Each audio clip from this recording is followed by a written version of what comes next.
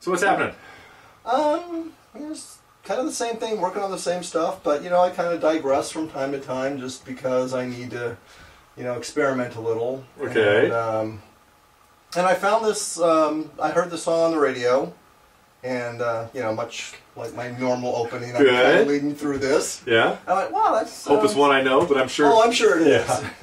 I went, well, I got to play with that a little bit. So I downloaded it, and I started listening to it a little closer. And I think I got most of it just through, you know, kind of going through it in my head. Mm-hmm. And it seemed to be a very good song, kind of for us. I don't know if I'm still a beginner after all the time we've spent together. Well, at some things, but, and then theory-wise, yeah. Oh no, yeah. No, definitely an intermediate is what, because the beginning phase is relatively short. Once you, and this is sort of like my random definitions, I guess. Mm-hmm. Once you can, especially once you can play bar chords at all, and you're an intermediate guitar player. You know, now the intermediate level is huge. Yeah.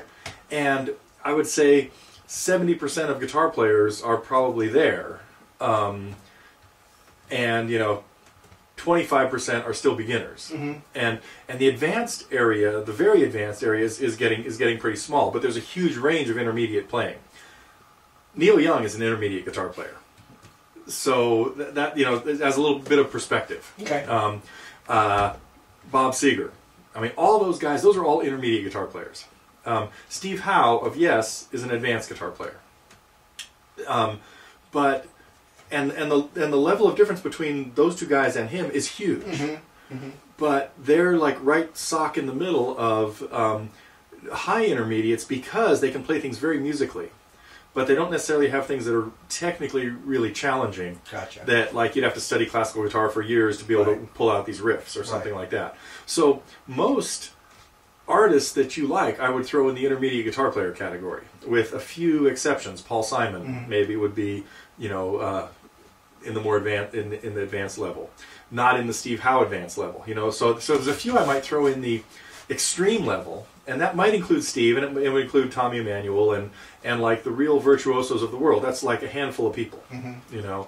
And the intermediates is, I mean, the advanced is maybe 10 handfuls of people. But probably more, but still. So anyway, so the intermediate range is really big, and it.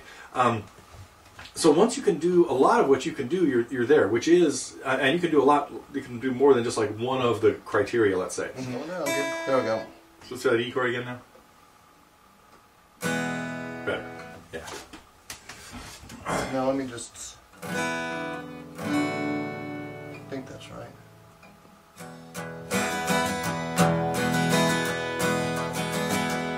Oh, well, the midnight headlights falling on a rainy night, steep grade up ahead, slow me down, making no time. You gotta keep a road. So, in any case, if E and D are being used together, okay, that implies what key? Because those are consecutive major chords. Those are major chords right next to each other, which means they would probably be what numbers in a key?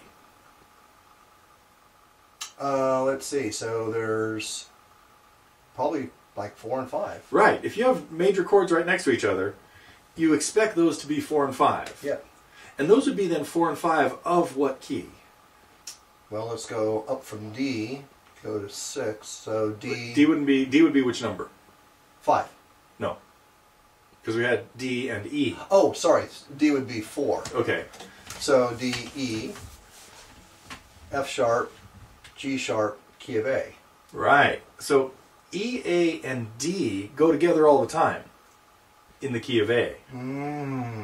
So what you've got here is chords from the key of A, but it appears to be revolving not around chord 1, but around chord 4. No, because it's revolving around which chord? Well, in the key of E, it would be revolving around 1, but in the key of E, it would be revolving around 5. Right, in the key of A. I'm sorry, A, yes. Right, there you go. Okay, so it's treating E as home, regardless of what chords it's using. Okay. Right? But it appears to be using chords from the key of A, but treating E as the tonic. That's where I'm going with this. Okay. Okay? And that's, when that happens, that's when the song is outside of a major key. So we would say this song is actually is in a mode, or a modal song, because it's using chords from a key, but it's not treating one as the tonic.